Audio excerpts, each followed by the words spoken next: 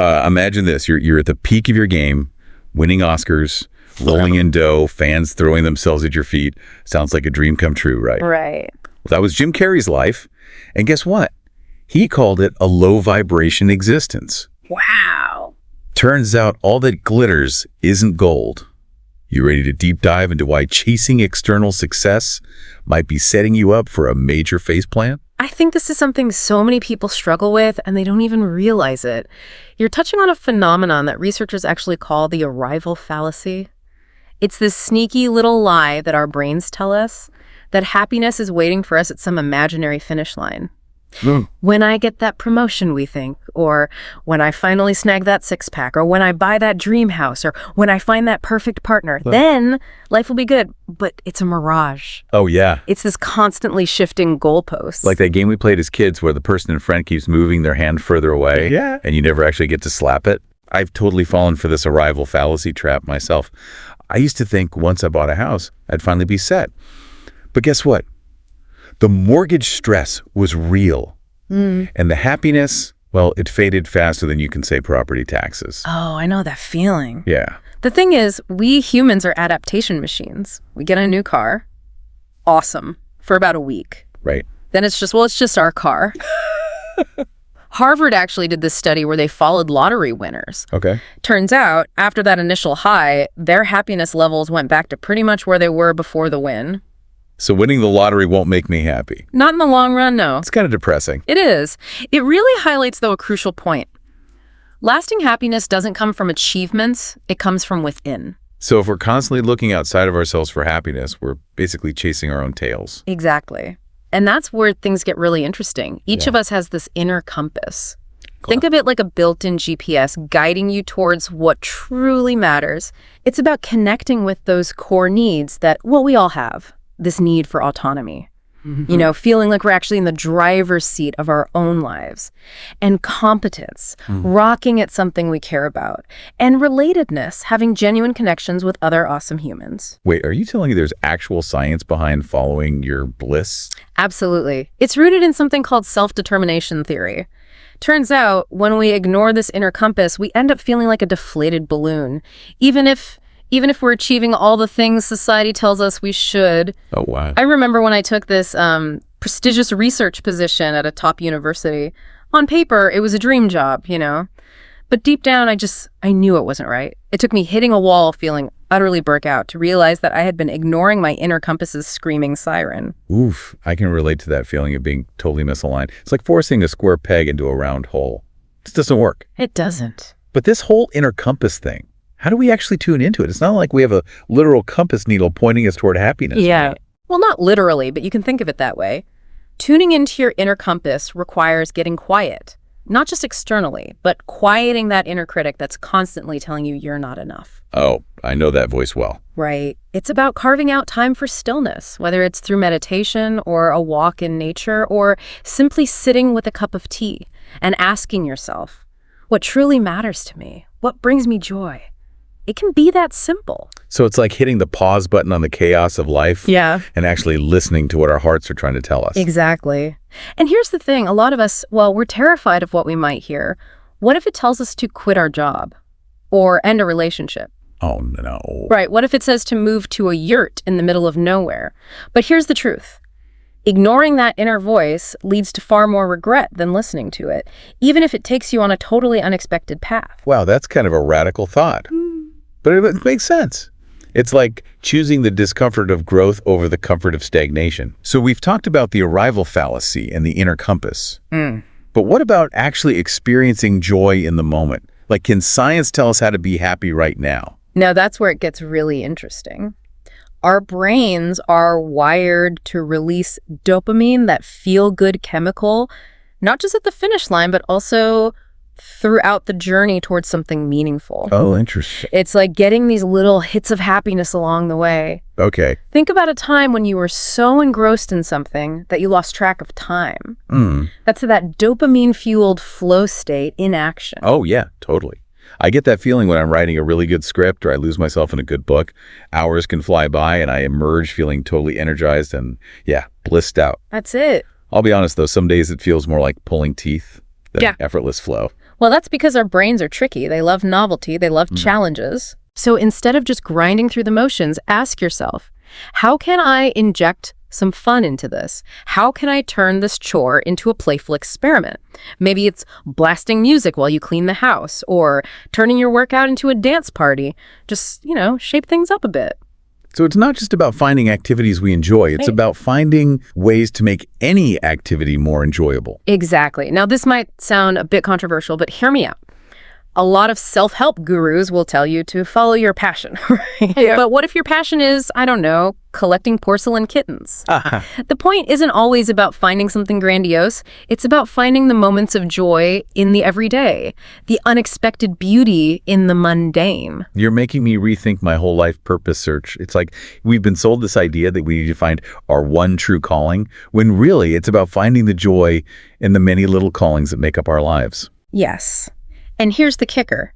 Sometimes the most fulfilling experiences come from the things we least expect.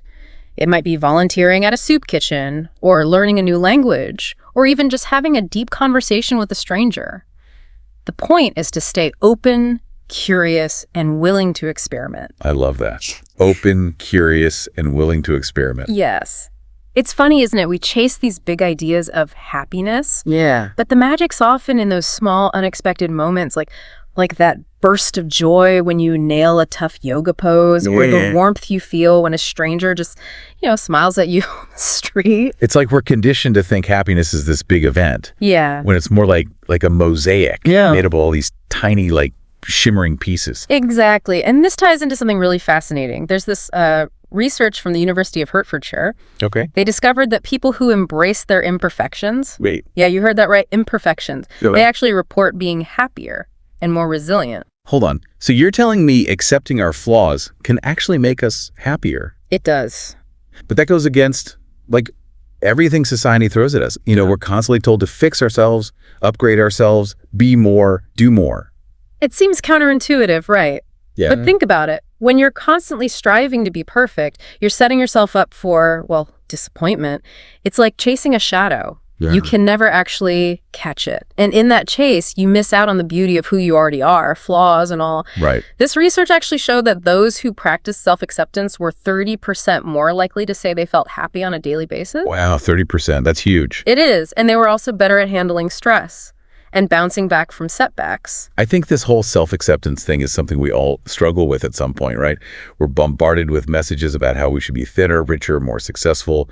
It's hard not to, internalize that stuff. Yeah. I know I've definitely fallen into that trap, comparing myself to others, feeling like I don't measure up. Oh, it's a trap we all fall into. But here's the liberating truth. There's no such thing as perfect. It's a mythical beast we chase. It doesn't actually exist. Right. And when we can let go of that chase for perfection, something magical happens. We free up so much energy to actually just enjoy our lives, imperfections, and... You know what I've noticed? The people who I find most magnetic, most inspiring, are those who are just comfortable in their own skin. Yes. They embrace their quirks and imperfections, and they just radiate this confidence that comes from within, not from trying to fit into some mold. Exactly. It's like their self-acceptance becomes this magnet. It draws people in. They're not trying to be anyone but themselves, and that authenticity is just so attractive. It is, and it's not just about being appealing to others, right? Yeah. It's about finding that peace and contentment within ourselves. Exactly. This is making me rethink how I approach life's challenges. Instead of freaking out or trying to control everything, what if we just embraced those difficult moments, saw them as opportunities for growth? That is a powerful shift in perspective. And we've all heard that cliche, right? What doesn't kill you makes you stronger. Yeah. But there's actual science behind it. When we face challenges, our brains release cortisol, the stress hormone. Okay. But here's the cool part. That cortisol can actually fuel growth and resilience if we view the situation as a challenge.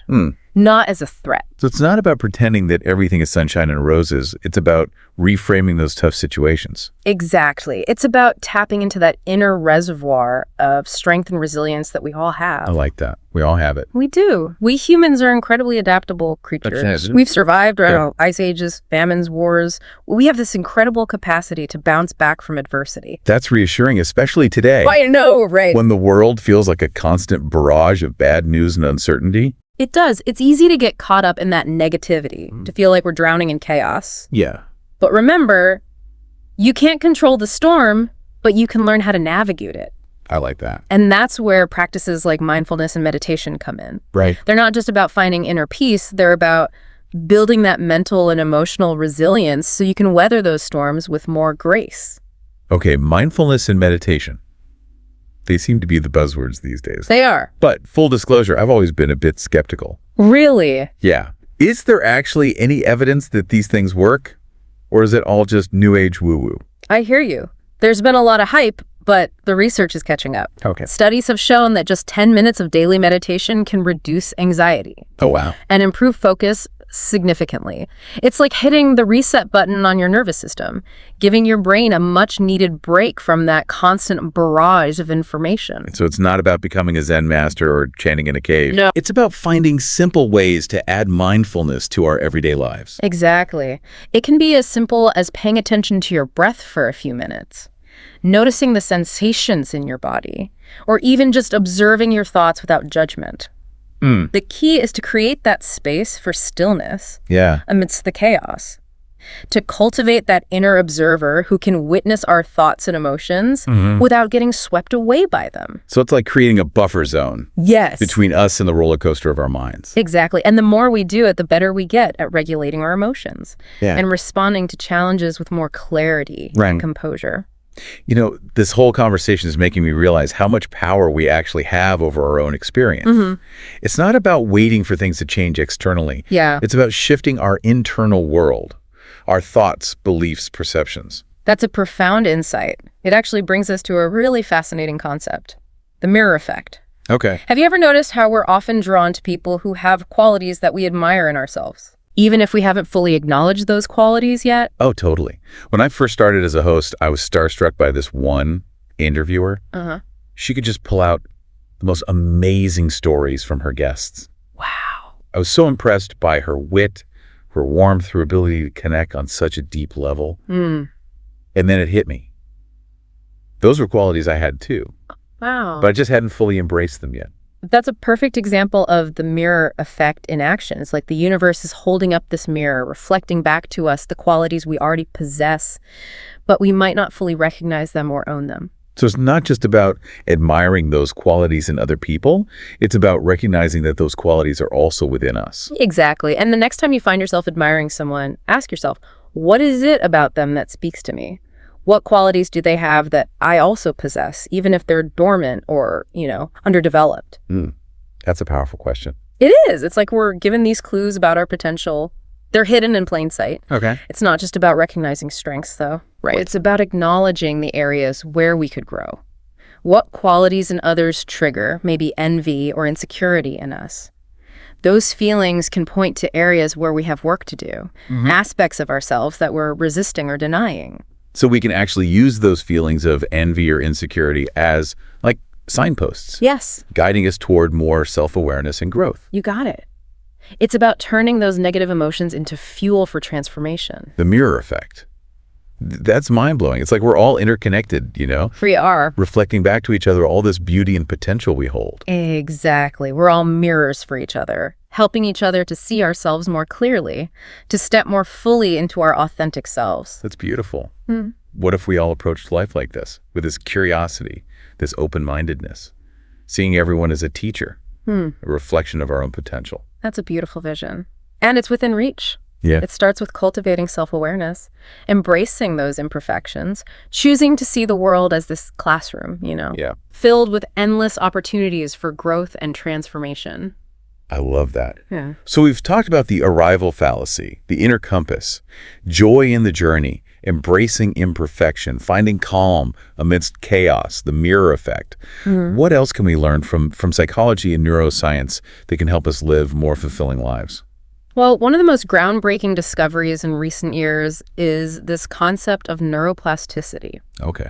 It's this incredible ability our brains have to change and rewire themselves. Wait, so you're saying our brains aren't fixed? They're not. That we can actually change our thought patterns and behaviors? You can, absolutely. Even as adults. That's amazing. It's like upgrading your operating system from, Windows 95 to the latest version. Exactly. You're rewiring the circuitry of your brain. Right. For years, scientists thought our brains were set in stone after a certain age. Right. But now we know that's not true. Our brains are constantly evolving and adapting based on, well, our experiences, our thoughts, even our actions. This is incredible, so that we can actually shape our own minds. Yeah. Create the reality we want. You can? Neuroplasticity is a game changer. It means we're not stuck with limiting beliefs or negative thought patterns. Yeah, not? We can rewire our brains for happiness, resilience, success. Absolutely. Okay, I'm geeking out over this. But how do we actually do it? Haha, good question. It starts with awareness. Okay. Pay attention to your thoughts. What are the stories you're telling yourself? About yourself, about the world, about your own potential? Are they empowering you or are they holding you back? We often underestimate the power of our thoughts.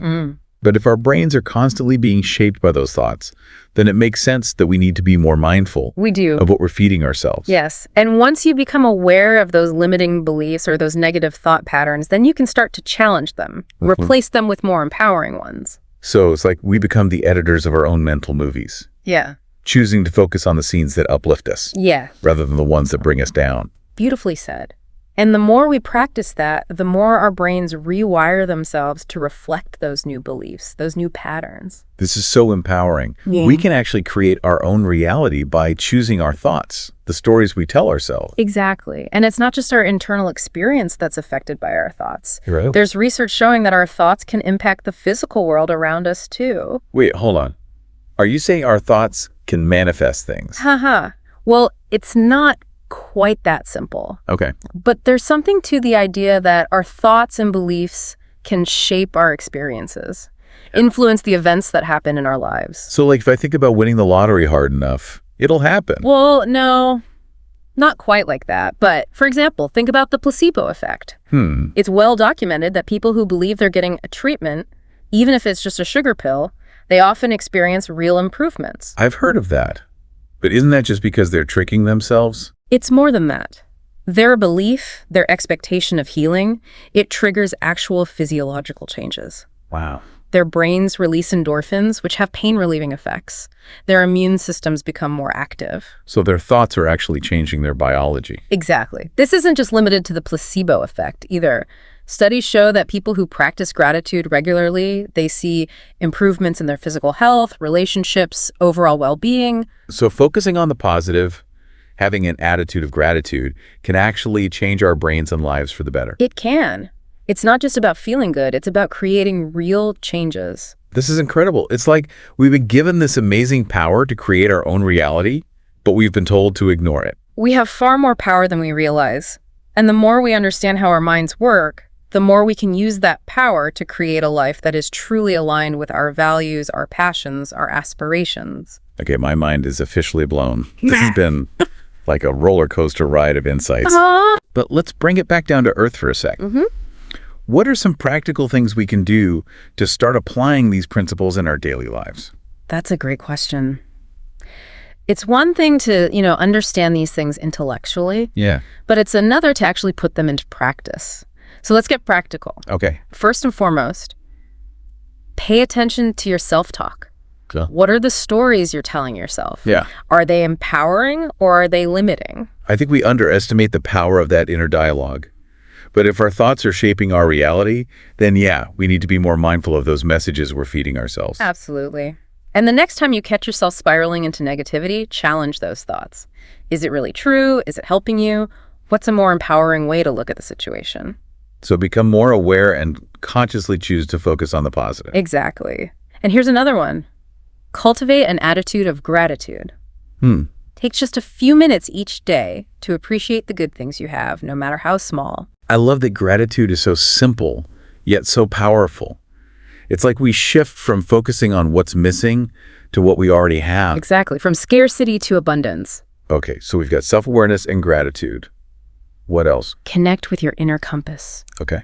Take time to reflect on your values, your passions, your deepest desires. What truly matters to you? What brings you joy? That's where things can get a little scary for people, though, right? It can. What if that inner voice tells us to do something that terrifies us? Like, quit our job or end a relationship? Fear is natural. But remember, courage isn't the absence of fear, it's acting in spite of it. Right. When we align our lives with our values, with our passions, we tap into this energy and motivation that can carry us through those scary moments. So trusting that inner wisdom, even if it leads us down a path less traveled. Exactly. And another key ingredient, embrace the present moment. Cultivate mindfulness. Pay attention to your senses. Savor the simple pleasures. Notice the beauty around you. We get so caught up in the hustle, we forget to slow down and just appreciate the present moment. I know, right? Like we're chasing some future happiness when happiness is right here, right now. You're right. The present moment is all we have. The past is gone. The future is uncertain. But right here, right now, we can experience peace, joy, and connection. Okay, I'm feeling inspired to slow down, to savor the moment, to appreciate the beauty around me.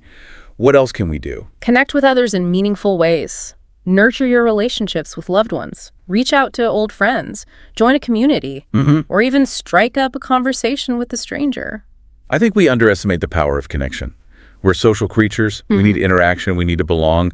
But it's easy to get isolated, especially these days. It is. Social connection is essential. It reduces stress, boosts our mood, helps us feel more supported, more resilient. So it's not about just having a bunch of Facebook friends or Instagram followers. Right. It's about real, authentic connections. Yes.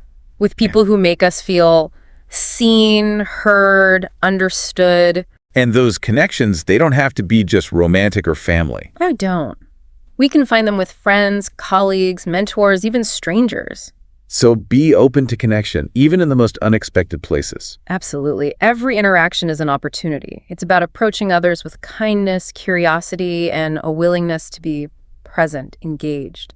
I've been so caught up in my own head, my own to-do list, that I've missed chances to connect. It happens. We all do it. It's like walking around with blinders on, missing the richness of the human experience. It's easy to do in a fast-paced world that values efficiency over connection. Yeah. But connection is vital. It Right. gives our lives meaning, purpose, joy. So how can we build more meaningful connections? Be present. Put down your phone, make eye contact, really listen, ask questions, share your own experiences. Be open to learning from others. It sounds so simple, It is. but it can be hard to be fully present, especially with so many demands and distractions. It takes practice. But the more we prioritize it, the easier it gets, and the rewards are worth it. This makes me realize how much our happiness is tied to the well-being of others. It's like we're part of this web, and our actions have ripple effects. We are all interconnected. Our well-being is tied to the well-being of others. When we focus on creating a more compassionate, just, and equitable world, we benefit others, and we create a more fulfilling life for ourselves. Okay, so we've got self-awareness, gratitude, connecting with our inner compass, being present, building meaningful connections. What else can we add to our toolkit for inner fulfillment? Engage in acts of service. When we shift from what's in it for me to how can I serve, we tap into something bigger. I love that. There's something so fulfilling about making a difference, even in small ways. Whether it's volunteering, donating, or just helping someone out, it creates a ripple effect of positivity. It does. And those acts of service don't have to be huge gestures. Even Yeah. holding a door open for someone, offering a compliment, listening with empathy, these can brighten someone's day. It's like that saying, be the change you want to see in the world. Exactly. Don't wait for others. Take action yourself, no matter how small, to create the world you want to live in. And the amazing thing is that when we help others, we often end up helping ourselves too, right? Absolutely. We discover a deeper sense of purpose, connection, joy. It's so inspiring. We have this power to create a better life for ourselves and others by choosing kindness, compassion, service. We do. When we shift from what's in it for me to how can I serve, we tap into joy, purpose, connection that's bigger than our individual needs. This reminds me that real fulfillment isn't about chasing our own happiness. It's about being part of something bigger. It is. When we focus on making a positive impact, we find that deep sense of purpose, of fulfillment. It's beautiful. And speaking of things that are important but hard, Yeah. forgiveness. Yes, forgiveness is essential. It's not about condoning what someone did. It's about freeing ourselves from resentment. I know it's important, but it's hard to let go of hurt, especially when someone has really wronged us. It is. It's not easy. But it's a gift we give ourselves. It's not about them. It's about us. So it's not letting them off the hook. It's about letting go of the pain we're carrying. Exactly. When we hold on to anger, we're poisoning ourselves. Those negative emotions control us. Forgiveness is about choosing to let go of that poison, Wow. reclaiming our power to create a peaceful, joyful life. So it's about breaking free from the past and creating a brighter future. Yes. Forgiveness is an act of self-love, of compassion. It's about choosing to heal ourselves, to move forward. I'm seeing forgiveness in a whole new light. It's not about them. It's about choosing peace and freedom. Exactly. And it's a process, not a destination. It takes time, maybe support from a therapist or a friend, but the rewards are incredible. This whole conversation has been so eye-opening. It's like we've been given this toolbox filled with strategies for creating a better life. It is, and these tools are available to everyone. It's not about talent, it's about making a conscious choice. To cultivate happiness from within. Yes. Okay, before we wrap up this part, let's recap the key takeaways for our listeners. Sounds great. All right, number 1, pay attention to your self-talk. Be your own best friend, not your worst enemy. Yes. Challenge the negativity. Replace it with empowering affirmations.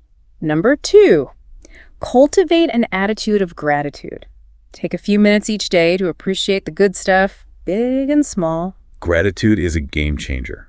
Number 3, connect with your inner compass. Reflect on your values, your passions, what truly matters to you. Absolutely. Number 4, embrace the present moment. Practice mindfulness. Pay attention to your senses. Savor those simple pleasures. Be present.